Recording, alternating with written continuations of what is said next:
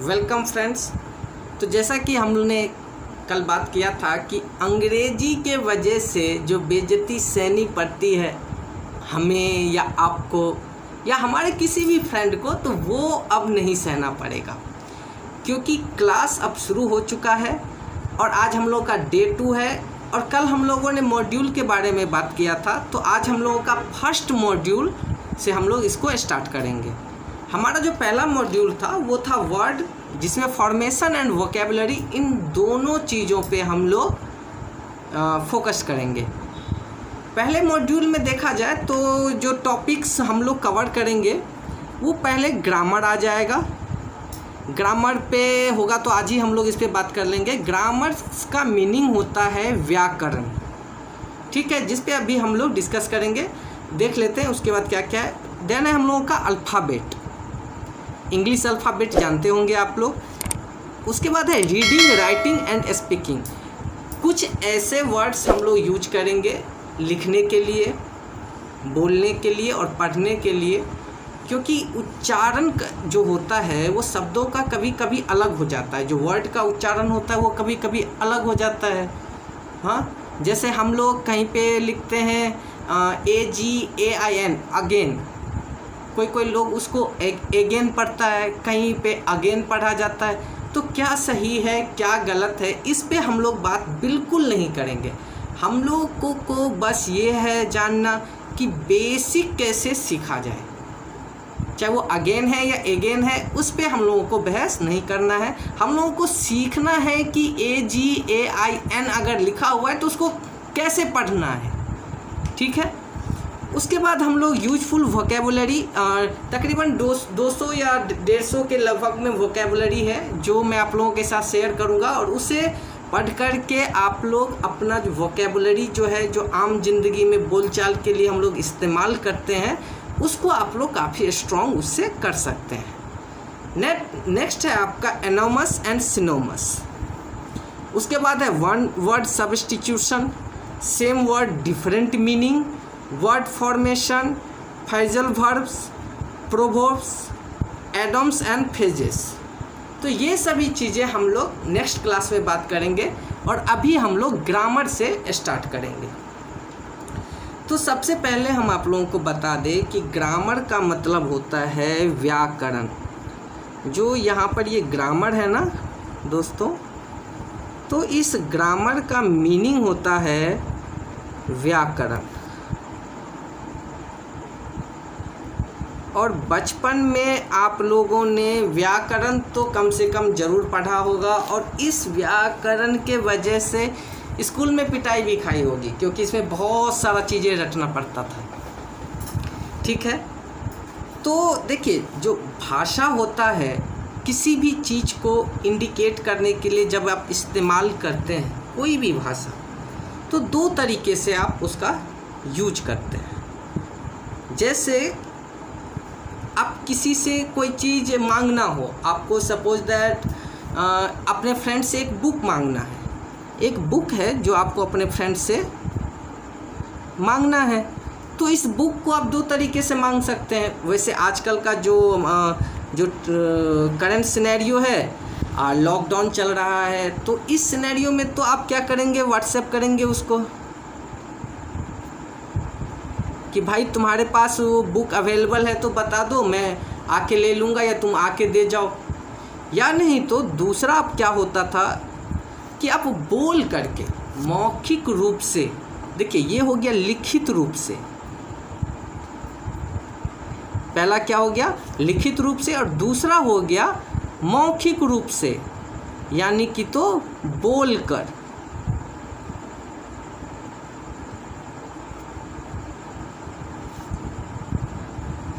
मौखिक,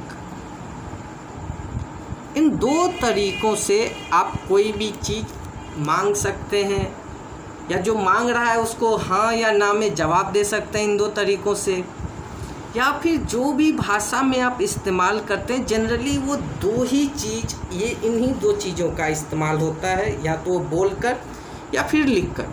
अच्छा, एक्सेप्शन में आ जाएगा कि इशारा करके, ठीक है। तो उस पर हम लोग पहले ही बात कर लें कि हम लोग किसी भी तरह का बहस हम लोगों को करना ही नहीं है। हम लोगों को सिर्फ और सिर्फ क्या करना है, तो सीखना है कि कैसे हम लोग इंग्लिश पढ़ना सीख जाएं। ठीक है। तो हम लोगों का जो ये है मोटिव है वो बिल्कुल फंडामेंटल क्लियर है हम लोगों का, तो उसी पे हम लोग फोकस रखते हुए आगे बढ़ेंगे। तो ये दो चीज़ जो आपको याद रखना पड़ेगा कि जो भाषा होता है, लैंग्वेज होता है, लैंग्वेज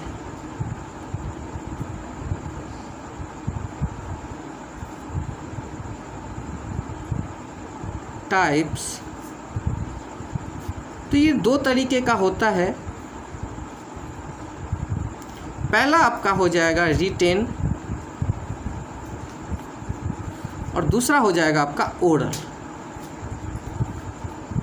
ये दोनों चीज़ें आप लोगों को क्या करना है, भाषा का प्रकार याद रखना है। अभी देखिए इसमें हम लोग व्याकरण का भी थोड़ा बहुत हेल्प लेते हुए आगे बढ़ेंगे, क्योंकि वर्ण किसको बोलते हैं, सार्थक मेल क्या होता है, नहीं होता है, कैसे प्लस माइनस करके बहुत सारे शब्दों को जोड़ करके हम एक वाक्य बनाते हैं, एक सेंटेंस बनाते हैं। तो इन सभी चीज़ों को सीखने के लिए व्याकरण का भी आपको जानना ज़रूरी है। तो थोड़ा बहुत हम लोग इसमें क्या करेंगे, व्याकरण को भी ऐड करते जाएंगे। ठीक है। जैसे यदि आपसे कहा जाए कि मतलब वर्णों का मेल को क्या कहते हैं, जैसे हिंदी में जो वर्ण है, अच्छा एक चीज़ और याद रखना है कि ये जो वर्ण है ये वो वर्ण नहीं है कि मतलब 4 वर्ण वो वाला, ये नहीं है, ये हिंदी के वर्णमाला पे आधारित है। तो जैसे अ, आ से लेकर के क, क्वाकार तक, यहाँ तक। अब कुछ लोग बोलेंगे कि नहीं भाई सिर्फ य, र, ल यहीं तक, तो कोई बहस ही नहीं करना है। जहाँ तक जिसको आता है वो वहाँ तक याद रखे, वहाँ तक समझ ले। तो जो वर्ण है ये, तो इन्हीं वर्णों को मिलाने से एक शब्द बनता है।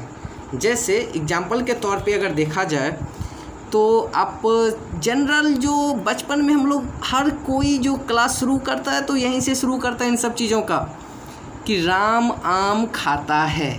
ठीक है। तो यहाँ पर हम लोग भी उसी का एग्जाम्पल लेंगे। जैसे 2 वर्ण हैं, जैसे एक र और एक म, ये 2 वर्ण हैं। ठीक है। और इसमें एक हमको डालना है आकार। ठीक है। र प्लस आकार प्लस म। अभी यहाँ पर ध्यान से देखिए, र प्लस आकार प्लस म, र आकार और राम। ऐसे इंग्लिश में अगर अल्फ़ाबेट है हमारे पास ए से लेके जेड तक, तो इंग्लिश में राम को हम कैसे लिखेंगे, आर का, र का आर, इसका ए और म का एम, राम। ठीक है। तो ये देखिए, ये हिंदी व्याकरण से जोड़ करके कैसे वर्णों को जोड़ करके शब्द बनता है, उसी तरह से अल्फ़ाबेट को जोड़ करके वर्ड बनता है। ठीक है। तो यहाँ पर वही चीज़ हम लोग देखेंगे, जैसे हिंदी भाषा में यदि वाक्य की रचना कैसे होती है, संरचना कैसे होती है, तो उस चीज़ पे ज़रा हम लोग यहाँ पर ध्यान देते हैं।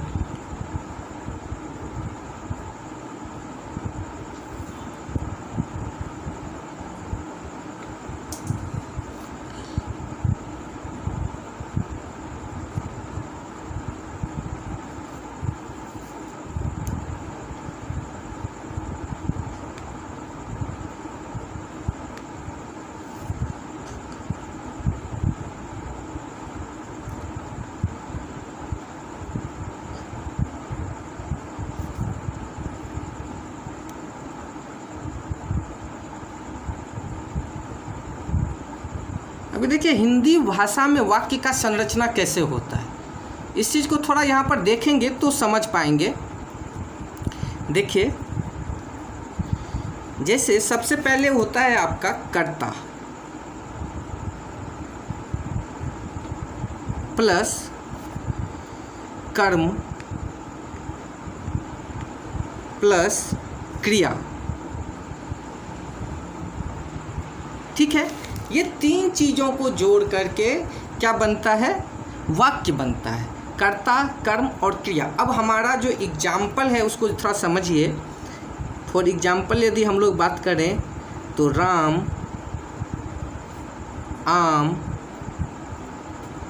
खाता है। ठीक है, अब कोई बुद्धिमान आदमी होगा तो उससे पूछेंगे कि भाई इसमें क्या क्या है, नहीं है बताओ, तो बात घुमाएगा, वो बोलेगा कि Ram is a general bank account, क्योंकि राम आम खाता है। ठीक है, तो उतना दिमाग नहीं लगाना है, बहुत ही कम दिमाग लगाना है, बहुत ही कम, इतना कम दिमाग लगाना है। ठीक है, और इसमें हमको समझना है कि भाई कर्ता कौन है। कर्ता उसे कहते हैं, कर्ता को आप इंग्लिश में बोलते हैं सब्जेक्ट। खैर आगे उस पर बात करेंगे। यहाँ पे कर्ता है आपका कि जो काम कर रहा है या जिसके द्वारा काम किया जा रहा है या जिसके द्वारा काम किया गया था, वो हो गया आपका कर्ता। तो कर्ता कौन है आपका, राम। कर्म क्या है कि क्या किया गया है या क्या किया गया था या क्या किया जाएगा। जो कर्म किया जाएगा, तो कर्म क्या है, खाना।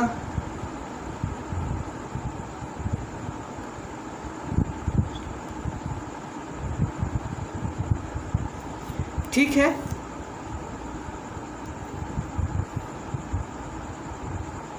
ये चीज़ समझ में आया। तो इन चीज़ों को हम लोगों को क्या करना है कि इंग्लिश में देखिए इस चीज़ को आसान तरीके से बोला जाता है सब्जेक्ट, ऑब्जेक्ट एंड वर्ब। ठीक है, तो जब वहाँ पे हम लोग आएंगे तो वहाँ पे इन चीज़ों का एग्जाम्पल लेके हम लोग समझेंगे। यहाँ पर ये चीज़ इसीलिए लिख दिए ताकि आप लोगों को वहाँ पे जब बात करेंगे तो कोई प्रॉब्लम ना हो कि जब हम लोग एक सेंटेंस बनाने में के लिए यूज करेंगे, कई सारे शब्द यूज करेंगे, सब्जेक्ट यूज करेंगे, वर्ब यूज करेंगे, ऑब्जेक्ट यूज करेंगे, तो उस समय आप लोगों को प्रॉब्लम ना हो।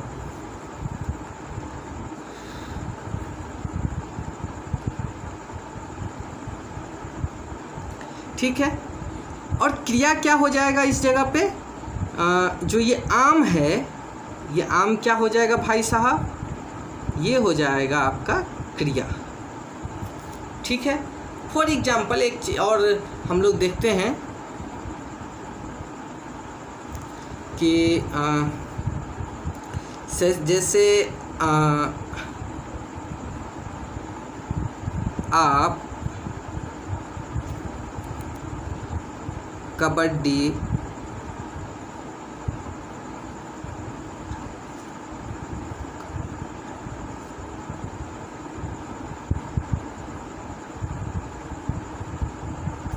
खेलते हैं, अच्छा इसमें क्या लगा देते तब ये क्या हो जाता, क्वेश्चन एक हो जाता, आप कबड्डी खेलते हैं। ठीक है, तो इसमें आप क्या हो जाएगा, ये हो जाएगा आपका कर्ता। कबड्डी क्या हो जाएगा भाई, क्रिया, और खेलना क्या हो जाएगा, कर्म। उम्मीद करते हैं कि ये चीज़ आपको समझ में आ गया होगा। ये एक्चुअली बेसिक है और इसको समझना भी काफ़ी ज़्यादा ज़रूरी है। ठीक है, इसको समझना इसीलिए भी ज़रूरी है क्योंकि यहीं से हम लोग ऊपर उठना शुरू करते हैं। ठीक है,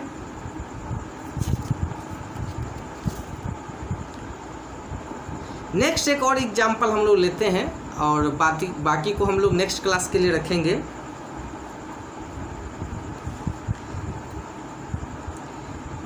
आप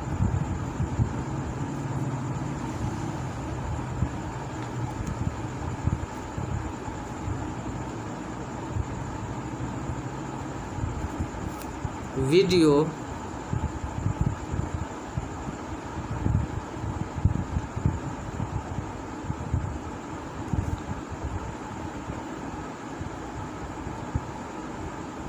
देखते हैं। अच्छा, वीडियो का लगता है ये थोड़ा सा ये मिस्टेक हो गया है। तो इसमें आप क्या हो जाएगा, कर्ता, ठीक है। वीडियो क्या हो जाएगा, क्रिया। देखिए, जो काम कर्ता के द्वारा किया जाता है उसको क्रिया कहते हैं। इसको एकदम दिमाग में बैठा लीजिए। यानी जो सब्जेक्ट के थ्रू परफॉर्म किया जाएगा उसको ऑब्जेक्ट, वर्ब बोलते हैं, ठीक है। और देखना का क्या हो जाएगा, कर्म, ठीक है। तो देखिए, इतना बस, ज़्यादा व्याकरण यूज नहीं करना है, बस इतना सा ही व्याकरण हम लोगों को यूज करना था, जो हम लोग कर लिए हैं। नेक्स्ट क्लास में जब हम लोग एंटर करेंगे तो मॉड्यूल 1 में ही नेक्स्ट क्लास में हम लोग अल्फ़ाबेट को देखेंगे, ठीक है। और अल्फ़ाबेट के साथ साथ हम लोग रीडिंग, राइटिंग एंड स्पीकिंग का भी थोड़ा सा प्रैक्टिस करेंगे। अल्फ़ाबेट का यदि बात किया जाए तो अल्फ़ाबेट तो आप लोग लगभग में सभी आदमी जानते होंगे, और फिर भी नहीं तो मैं एक बार लिख दे रहा हूँ। चलिए, मैं ये मान के चलता हूँ कि आप अल्फ़ाबेट भी नहीं जानते हैं, ठीक है। तो आप ये सब भी नहीं समझ पाए होंगे, कोई बात नहीं है। आप यहाँ से समझना शुरू कीजिए और यहाँ से ये आपको आसान लगेगा, ठीक है। आइए, यहाँ पर है हमारा अल्फ़ाबेट का यदि हम बात करें,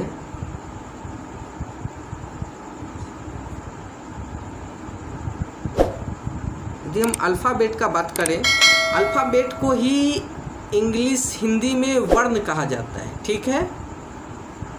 तो ये हो जाएगा A,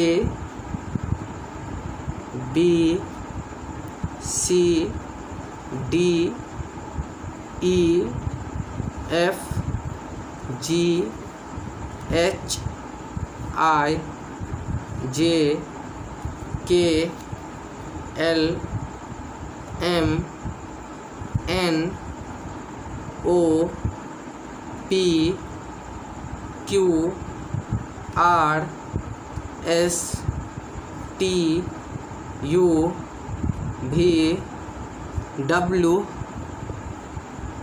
X, Y, Z,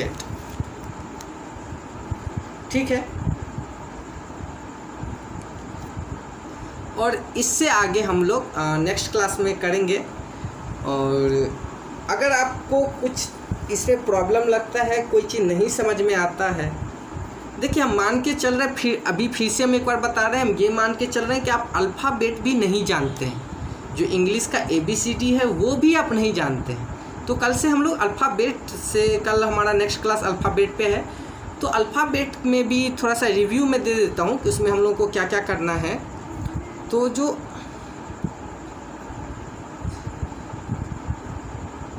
कल हम लोग अल्फ़ाबेट में पढ़ेंगे कि इसका कितना टाइप होता है। पहला पॉइंट टाइप देखेंगे। नेक्स्ट पॉइंट इसमें हम लोग देखेंगे, जैसे हिंदी में आप पढ़े होंगे ना कि स्वर होता है, व्यंजन होता है, ठीक है। उसी तरह से इसमें वॉवेल होते हैं और कॉन्सोनेंट होते हैं। तो हमको वो देखना है कि भाई कौन कौन सा वॉवेल है, कौन कौन सा कॉन्सोनेंट है। ये सब चीज़ हम लोग कल के क्लास में अच्छे तरीके से देखेंगे। और उसके बाद हम लोग रीडिंग, राइटिंग और स्पीकिंग का थोड़ा बहुत प्रैक्टिस करेंगे, ठीक है। Okay, thank you all, thank you.